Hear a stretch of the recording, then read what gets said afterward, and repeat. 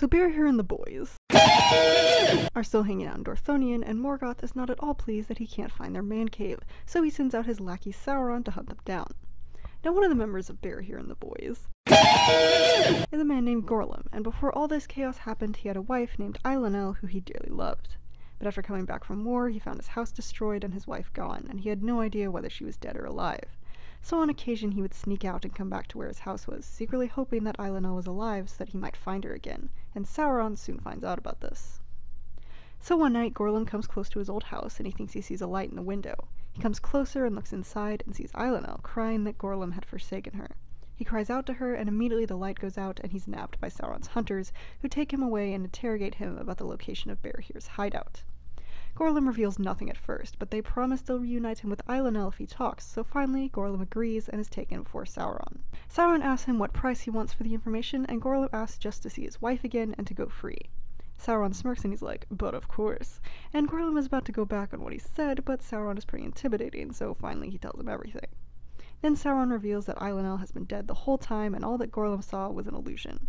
And then he says, "But all you asked was to see your wife again, so by all means." And Sauron puts Gorlim to death. Now Morgoth knew the location of Berahir and the boys, so he sent his orcs and they killed all of them except for one. Beren, Berahir's son, was out doing reconnaissance far away from the camp. One night, while he's sleeping out in the forest, Gorlim's ghost comes to him in a dream and tells him of what he revealed to Sauron, urging Beren to go back and warn Berahir. Beren quickly takes off, but by the time he makes it back, he's too late. So he buries his father and swears to avenge him, and starts tracking the orcs who slaughtered him. He soon finds their camp and sees the captain bragging about how he killed Berahir, and he holds up his hand that had been cut off, the hand on which Berahir had worn the ring that Finrod gave him. So Beren snipes the orc captain and takes his father's hand and the ring and escapes because the orcs have trash aim and can't hit one guy. So for the next 4 years, Beren lives alone in Dorthonion, making friends with the birds and beasts and becoming a real pain in the neck to Morgoth. So under Morgoth's command, Sauron starts overrunning the place with werewolves and all kinds of other nasty stuff until Beren is at last forced to flee.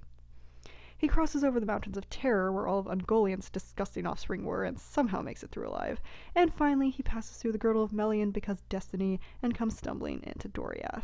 So poor Beren's been through a lot, and he's just wandering all lost and alone and sad through the forest, but then he sees literally the most beautiful thing he's ever laid eyes on. Luthien, daughter of Thingol and Melian, dancing on the grass in the evening. Beren is just staring awestruck, but then she leaves, and Beren is left heartbroken and speechless. Since he doesn't know her name, in his mind he calls her Tinuviel, which is nightingale, and spends all of fall and winter wandering through the woods searching for her. At last springtime comes, and Beren hears Luthien singing to release the forest from the bonds of winter. At the sound of her song, Beren finds his voice again, and he calls to her, calling Tinuviel. Luthien comes to a stop, laid under a spell by his voice, and Beren comes to her. Then Luthien became ensnared in his fate, because as she looked at him, she loved him. But once again, she ran away. Then Beren is heartbroken again and lays on the ground for hours or days or something, but then, beyond all his hope, she returns to him and they hold hands, and oh my gosh, it's so sweet, I can't. But then Luthien visits him often, and they spend much more time together over the next few months, falling deeper and deeper in love. But Darin, a minstrel who would often play music for Luthien while she danced and who was also in love with her, sees her meeting up with Beren, and he tells Thingol. Then Thingol is ticked because who did this disgusting man think if he can even get within a mile of my daughter? And so he talks to Luthien and he's like, what the heck? But she won't tell him anything until he promises not to kill or imprison Beren. He sends a bunch of dudes to go capture Beren and bring him to Menegroth, but Luthien stops him and leads Beren there before the throne herself like an honored guest. Then Thingol is like, alright sucker, who do you think you are coming into my house like this? And at first Beren is too intimidated to speak, so Luthien speaks up for him, saying that he's Beren, son of Berahir, and about how he's done so many great deeds against Morgoth, but Thingol is like, shut up, let Beren speak for himself, and he demands that Beren explain why he came into Doriath. So Beren is still intimidated, but he looks at Luthien, and he looks at Melian, and she gives him a look like, you got this, honey. So he remembers his pride, and he's like, I came here because fate said so, and you would not believe what I have been through. But now that I've found Luthien, I will never give her up for anything. Now Thingol's like, I should actually kill you for saying that, you filthy mortal, but I can't because I promised. And Beren's like, I will not take these insults from you, my dad literally saved Finrod's life. And he holds up the ring of Finrod, which you may remember if you've read The Lord of the Rings. A golden ring like two serpents with emerald eyes that meet under a crown of flowers, one upholding, the other devouring. So now Melian leans over to Thingol and she's like, seriously, chill out, this guy's important and your fate is wound up with his. So Thingol sits there for a moment and he's just thinking, why? Why me? Why my daughter? But at last he says to Beren, "Alright, so I see you mean business, but your dad's ring isn't enough for you to have Luthien. Go get me a Silmaril, and then you can date my daughter." So now everyone's like, ooh, but Beren just laughs and he's like, "Wow, you really don't value your daughter that much if you'd give her up for a jewel. But whatever, the next time you see me, I'll have a Silmaril in my hand, 'cause you ain't seen the last of me." So he says goodbye to Luthien and bows before Thingol and Melian and leaves. Then Melian's like, "Great job, Thingol, you just doomed yourself and our daughter." But Thingol's just like, whatever, he's never coming back anyway. And Luthien just leaves and she's really sad and doesn't sing anymore in the woods. Meanwhile, Beren leaves Doriath and draws near to the realm of Nargothrond where Finrod rules. A bunch of elves are about to snipe him, but Beren holds up the ring and he's like, "Hey, my dad and Finrod were friends, take me to the king please." So they do so. Finrod happily welcomes him and Beren tells him all about what happened to Berehir and the boys, and about how he met Luthien and his current situation. So now Finrod is like, "This is why we should never make oaths, because I swore an oath to always aid the house of Beor, but Feanor's sons also swore an oath to get the Silmarils, and 2 of them are actually in my house right now." Finrod talks for his people, and he says that he's going to help Beren in his quest, and he asks that his captains help him. But Celegorm and Curufin, the 2 sons of Feanor that are there, speak against Finrod, and not only do they convince the elves there to not help him, but to also just not go out and open war again ever, and for many years the elves of Nargothrond only operated in stealth and ambush. So Finrod takes off his crown, he throws it on the floor, and he's like, "Well, alright then, you faithless slackers, but I'm still going to hold true to my oath, and if anyone wants to stay loyal to their king, then they are welcome." So 10 guys stand by Finrod, and the chief of them hands Finrod back his crown and asks that he appoint a steward to govern while he's gone. So Finrod puts his brother Orodreth in charge, and Celegorm and Curufin just smirk and leave. So at last Finrod and Beren and their 10 companions set out on the quest of the Silmaril. They ambush a camp of orcs and take their gear, and between that and a spell that Finrod casts, they are disguised as orcs. They pass through a tower, which is like Sauron's base of operations, and he's suspicious of them because they were in an awful big hurry and didn't report what they had been up to. So they're brought before Sauron, and he and Finrod have an epic rap battle, but despite Finrod's best efforts, Sauron wins out. He strips them of their disguises and sees that they're not orcs, but he's unable to find out their names or why they were journeying in the first place. So he throws them in a pit and sends werewolves to pick them off one by one, but nobody talks. Meanwhile, Luthien starts to have a really bad feeling, so she goes and talks to Melian, and Melian tells her that she knows Beren is currently in Sauron's dungeons.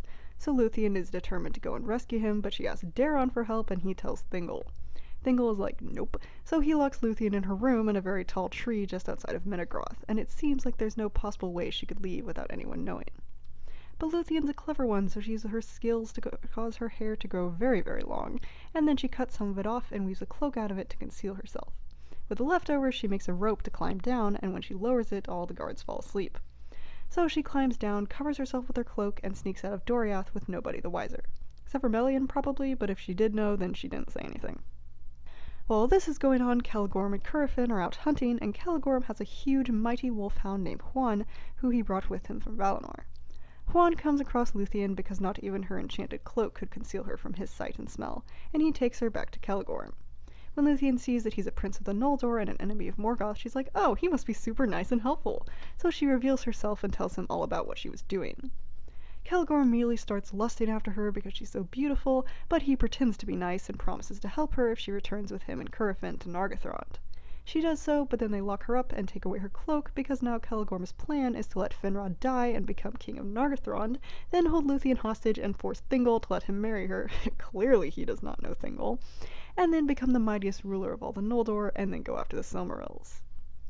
But Huan isn't a scumbag like his master, and like everyone else, he had fallen in love with Luthien the second he laid eyes on her. Not in a weird way, in a good, faithful dog way. So he would often visit her in her captivity, and she told him all about Beren and about how he had been the friend of all animals, and Huan starts coming up with a plan to set her free. In the middle of the night, he brings her cloak, and for the first time out of 3 times in his life, he speaks with human words, giving Luthien counsel. Then he secretly leads her out of Nargothrond, and they flee to the north. And since Huan is a sweet puppy, he even lets Luthien ride him, and they make great speed because Huan doesn't tire easily. Meanwhile, back in the pits of Sauron, Beren and Finrod are the only ones left alive, and Sauron is planning to keep Finrod for last, because he thinks he'll get the most information out of him. But when he sends a werewolf for Beren, Finrod snaps his chains and kills the wolf with his bare hands, but he himself is gravely wounded. So he bids Beren farewell and dies, and I cry because Finrod was my boy and he deserved better. Just as this happens, Luthien and Huan arrive, and Luthien stands outside the walls and sings a song that penetrates the stone and comes to Beren. He thinks that he's dreaming, but he sings in answer his own song, and then he passes out. Luthien hears his voice and begins singing another, more powerful song, but Sauron hears and he's like, "Mwahaha, I'm gonna capture her and take her to Morgoth." So he sends a werewolf to the bridge where Luthien is standing, but Huan silently kills it. Sauron sends another and another and another, but one by one Huan kills all of them. So finally Sauron sends Draugluin, his biggest and fiercest wolf, and he and Huan have a loud riotous battle. Draugluin flees, and just before he dies at Sauron's feet, he tells them that Huan is there. So Huan had already had a fate decreed for him, that he would not die until he had faced the greatest wolf that would ever walk the world. So Sauron smirks to himself and he's like, well, I'm gonna make that come true. So he shapeshifts into the form of a wolf and comes out into the bridge. He's so terrifying that even Huan jumps aside, and Sauron tries to attack Luthien, but she throws her cloak in his face and the enchantment causes him to stumble. Huan takes the advantage and beats Sauron into the ground, and he's got him pinned so good that there's no way Sauron can escape without leaving his body behind. He could do that because he's a Maya. So Luthien comes up and she's like, alright, sucker, you can either leave here as a spirit and go crying back to Morgoth and get tormented by him for all eternity, or you can give me the keys to your home and we'll let you go. So Sauron gives himself up and Luthien takes control of the tower and Huan lets him go. Sauron takes the form of a bat and flies away, and then Luthien breaks all the spells on the tower and a bunch of captives are set free. But Beren doesn't come out, so Luthien and Huan go looking for him and find him in the pit, still mourning beside Finrod's body. At first Luthien thinks that he's dead, but at last Beren wakes up and they joyfully reunite. Then they bury Finrod on a hilltop on the island where the tower was, because it was actually Finrod's tower before Sauron took it over, and the place was made green and beautiful again. So now Beren and Luthien are just happily roaming the woods together, but Huan is a good boy, so he returned home to his master Celegorm, although needless to say their relationship had taken a bit of a hit. Nargothrond is in chaos now because some of the captives of Sauron had returned and they brought the news of Finrod's death, so now the elves of Nargothrond aren't on Celegorm and Currafin's side anymore. They turn back to the House of Finarfin and become loyal to Orodreth, and he exiles Celegorm and Currafin, declaring that there would be no more friendship between Nargothrond and the Sons of Feanor. Celegorm and Currafin are just like we care, and they take horses and ride off, but Huan is still a good boy, so he still follows his master. Nobody else does though, and even Currafin's own son Celebrimbor refuses to go with them. So the brothers ride off to the north to go find Mithros, passing close by Doriath. Beren and Luthien have also made it back to the borders of Doriath, and Beren is remembering his vow to bring back Silmaril to Thingol, so he tries to convince Luthien to go back to Doriath and let him continue on his quest. But she refuses to be parted from him, whether he chooses to wander in the wilds forever or to continue pursuing the Silmaril. While they're walking along, talking about their life choices, Celegorm and Currafin come riding up and they're salty, so Celegorm tries to run Beren over and Currafin snatches Luthien up onto his horse. Seeing this, Beren leaps like 10 feet and tackles Currafin, forcing him to release Luthien, and she's thrown on the ground and just lies there dazed. Beren is over here throttling Currafin, but Celegorm is still here and he tries to skewer Beren with a spear, but at that moment Huan stops serving Celegorm and springs to Beren's defense, causing Celegorm's horse to shy away. Then Luthien recovers and she's like, hey Beren, knock it off. So he stops strangling Currafin, but he takes his weapons and his horse. Currafin curses Beren and Celegorm takes him on his horse and they act like they're going to ride away, but Currafin grabs Celegorm's bow and shoots 2 arrows at Luthien. Huan catches the first one in his mouth and Beren jumps in front of the second one and gets hit in the chest. Huan then chases the brothers off and they run far away, and then he brings Luthien an herb from the forest that she uses to heal Beren's wound. Then they return to Doriath at last, and Beren's like, okay, as long as Luthien's safe, it's time for me to go do what I have to do. So he leaves Luthien in Huan's care and sneaks off while she's sleeping. He rides off and draws close to the desert that lies before Angband, and there lets Currafin's horse go free. Before he goes into darkness and death, he sings a song of parting, believing that he must now say goodbye to love and light. He sang loud, not caring who would hear him, but then he hears Luthien singing an answer, and up she comes out of the wood. Because Huan is still the best boy and he had once again let her ride him on Beren's trail. They had also made a pit stop over at Sauron's Isle and picked up a wolf skin and a bat skin that they disguised themselves in, and in this way they came to Beren. So at first Beren's a little freaked out because he heard the beautiful voice of Tenuviel, but all he saw was a wolf and a bat. But they cast off their disguises and Beren sees that it's truly her, but after they're reuniting he's like, seriously, go home, I don't want to put you in danger. But then Huan speaks for the second time and he says, listen buddy, she's not going to leave, so you can either accept your destiny or wander forever. And finally, Beren accepts that Luthien is going to stay with him no matter what. Huan also said that he could go no further with them, so Beren takes the wolf skin and is disguised as a werewolf, and Luthien once again disguises herself as a bat. Crossing the long desert, they came at last to the gate of Angband, and they were pretty horrified because lying at the gate was none other than Carcharoth, the greatest and most terrible of all wolves, hand-raised by Morgoth himself. Carcharoth is suspicious of them and denies them access to the gate, but suddenly Luthien is feeling the Maya instinct, so she throws off her disguise and commands him to sleep. Thus do Beren and Luthien make it inside the fortress of Angband, and walking down into the deeps they come before the very throne of Morgoth. Beren snuck beneath it, blending in with all the other wolves, but Morgoth's power caused Luthien to be stripped of her disguise, and she stood exposed before him. But she showed no fear and told him her name, offering her services to him as a minstrel. Then Morgoth started lusting after her, like everyone else, and while he's thinking thoughts of rape, Luthien starts singing a song like no other, so beautiful that even Morgoth is captivated. And now I'm going to quote the book directly because this passage is freaking awesome. All his court were cast down in slumber, and all the fires faded and were quenched, but the Silmarils and the crown on Morgoth's head blazed forth suddenly with the radiance of white flame, and the burden of that crown and of the jewels bowed down his head as though the world were set upon it, laden with a weight of care, of fear, and of desire that even the will of Morgoth could not support. Then Luthien, catching up her winged robe, sprang into the air, and her voice came dropping down like rain into pools, profound and dark. She cast her cloak before his eyes, and set upon him a dream, dark as the outer void where once he walked alone. Suddenly he fell, as a hill sliding in an avalanche, and hurled like thunder from his throne lay prone upon the floors of hell. The iron crown rolled echoing from his head. All things were still.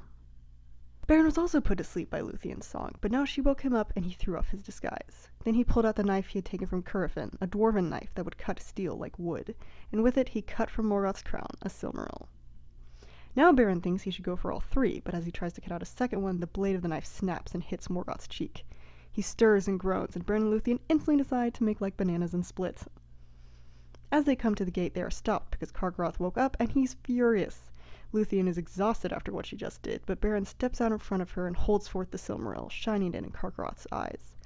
For a moment the wolf is afraid, but he quickly gets over it and promptly om-noms on Beren's hand, biting it off. Instantly the Silmaril starts burning his insides, and Carcharoth takes off howling in agony. All of this racket starts waking up the host of Angband, and Beren is just lying on the ground passed out because his hand just got bitten off, and Carcharoth's bite was also poisonous. Luthien does her best to draw out the venom and staunch the wound, but all of Angband is waking up and it looks like everything's about to go down the tubes. But Huan wasn't just chasing his tail after he left Beren and Luthien, and he had gone about arousing all birds and beasts to give their friend Beren aid. So Thorondor and two other eagles come flying over the mountains, and they lift up Luthien and Beren and carry them away back to the borders of Doriath. There the eagles leave them, but Huan comes, and together he and Luthien treat Beren of his awful wound, and after much labor he finally wakes up and is healed, but forever after he was called Urkamion, the One-Handed. So now the two lovebirds are more than happy to live together in the wild, but Beren still remembers his vow, and he doesn't think it's right for a princess like Luthien to just live out in the woods. So finally he convinces her to go back home, and together they return to Doriath. Things haven't been so hot in the land of the Girdle because everyone's been heartbroken since Luthien vanished. And to make things even worse, Carcharoth comes charging into Doriath, for not even Melion's power could withstand him, and he starts wreaking havoc all through the forest. As this is happening, Beren and Luthien make it back to Menegroth and stand once again before Thingol. Thingol looks at Beren, he's like, wow, you're alive, but he's not happy to see him because it's his fault that a giant wolf is tearing through the forest. But then Beren is like, I'm back and I've come to take what's mine. And Thingol's like, oh yeah? What about your vow? And Beren's like, I've fulfilled my vow. I have a Silmaril in my hand right now. And Thingol's like, you want to show it to me? And Beren shows him his left hand, but it's empty. And then he holds up his right arm and he's like, the Silmaril's in my hand, I just don't have the hand with me. So now Thingol chills out a little bit, and he listens to Beren and Luthien as they tell the story of everything they've been through. And finally he's like, okay fine, this dude's alright. And there Beren and Luthien are married before the throne. But people still aren't totally happy because that giant wolf is still causing chaos and destruction all over the place, and Beren decides that his quest is still not finished. So he and Thingol and the two best warriors, Mablung and Beleg, as long as Huan, head out to go wolf hunting. They find Carcharoth by the river, where he had drunk to ease some of the burning inside him. Being a little more sane now, Carcharoth hides from the hunters, but they set up a watch around the area. Finally, Huan gets impatient and decides to take on Carcharoth himself, but Carcharoth dodges him and goes for Thingol. Beren springs to the king's defense and almost gets bitten in half for his trouble.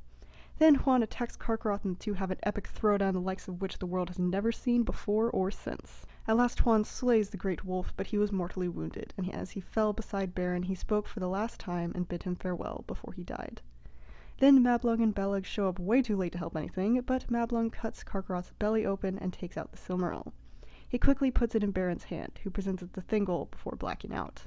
They carry Beren and Huan back to Menegroth, and Luthien meets them outside.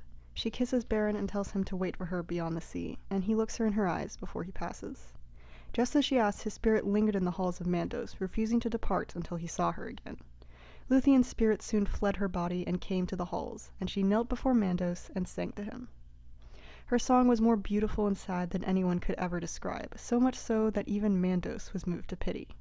He summons Beren, and they met again beyond the Western Sea. But even so, Mandos could not change the fate of men or elves, so at last he went to Manwë, and Manwë revealed the will of Iluvatar. He gave Luthien two choices, the first of which was to dwell peacefully in Valinor and forget everything about her past life, but Beren could not come with her. The other choice would be to return to Middle-earth with Beren, but there would be no guarantee of happiness or long life. That was what she chose, and she became mortal just as Beren was. So she was the only one of the elves to ever truly die, and she and Beren have passed beyond the confines of the world, forever in their love joined.